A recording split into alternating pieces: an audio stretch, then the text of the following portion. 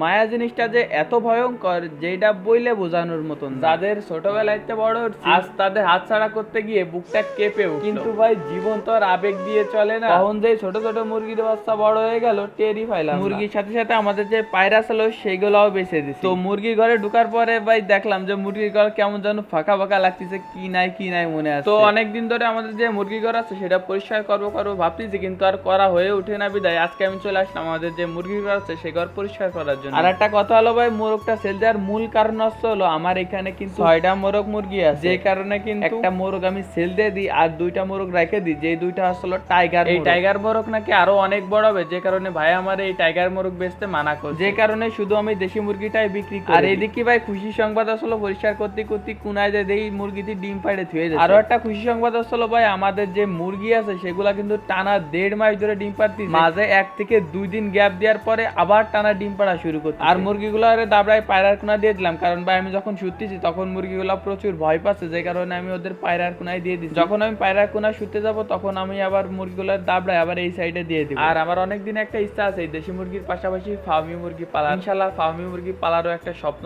পূরণ করব যদি আল্লাহ কপালে রাখে। আর ফার্মি মুরগি পালবো ভাই মূলত ডিমের জন্য, কারণ ভাই আমি যতদূর জানি এরা প্রায় 18 মাস অবধি একটানা ডিম পাড়ে। তার থেকেও বড় জিনিস আসলে ভাই শখের উপর কিছু না। তার থেকেও বড় কথা ভাই, কথা বলতে বলতে আমাদের মুরগির ঘর সুরা কমপ্লিট। এখন আমরা যে ময়লা আছে সেগুলো বাইরে যায় ফেলাই দিয়ে আসবো। আর এখন আমরা পায়রার ঘর পরিষ্কার করে আর মুরগি ঘরের চাইতে পায়রার ঘরের তুলনামূলক ময়লা অনেকটাই, কিন্তু ময়লা কম থাকলেও পরিষ্কার করা অনেক কঠিন। কারণ ভাই যখন আমি ময়লা শুরু করি তখন পায়রাগুলো ভয়ে উড়া শুরু করে আর সব ময়লা হেনে হেনে ছড়ায় যায়। এক কথায় বলা যায় ভাই ফ্রিতি ফ্যানের বাতাস। তো এই কোনা যে মুরগিগুলো আনছিলাম সেগুলোরে দাবড়ায় আবার ওই কোনা ফাটাই দিলাম, কারণ এগুলা ভয়ে ভাই খোপের উপর উঠে গেছে। এক কথায় পায়রা যে খোপ আছে তার ভিতর ঢুকে যাচ্ছে। আর মুরগির ভয়ে পায়রা এদিক ওদিক ছুটাছুটি হচ্ছে, যে কারণে কিন্তু শুরুতে আরো বেশি প্রবলেম আছে, যে কারণে কিন্তু মুরগিগুলারে আগে দাবড়ায় ওই সাইডে পাঠাই দিই। তো আলহামদুলিল্লাহ দেখতে দেখতে কিন্তু আমাদের যে পায়রার ঘর আছে সে ঘর কিন্তু প্রায় সুরা কমপ্লিট হয়ে গেছে। আর যত ময়লা হয়েছে সবগুলো কিন্তু বালতিতে উঠাই নিচ্ছি। আর দেশি মুরগির পাশাপাশি কিন্তু আমি পায়রাও বেঁচে দিচ্ছি, কিন্তু আপনারা এখন অনেকগুলো পায়রা দেখতেছেন। এই পায়রাগুলো কিন্তু রাত্রে এসে সে ভাই নিয়ে যাবে আমাদের কাছে, কারণ ভাই দিনের বেলা যদি পায়রাগুলোরে দাবড়ায় ধরা হয় তারা কিন্তু অনেকটা ভয় পাবে, যে কারণে কিন্তু এই পায়রাগুলোরে রাত্রে বেলা এসে নিয়ে যাবে। যাই হোক এই ছিল আজকের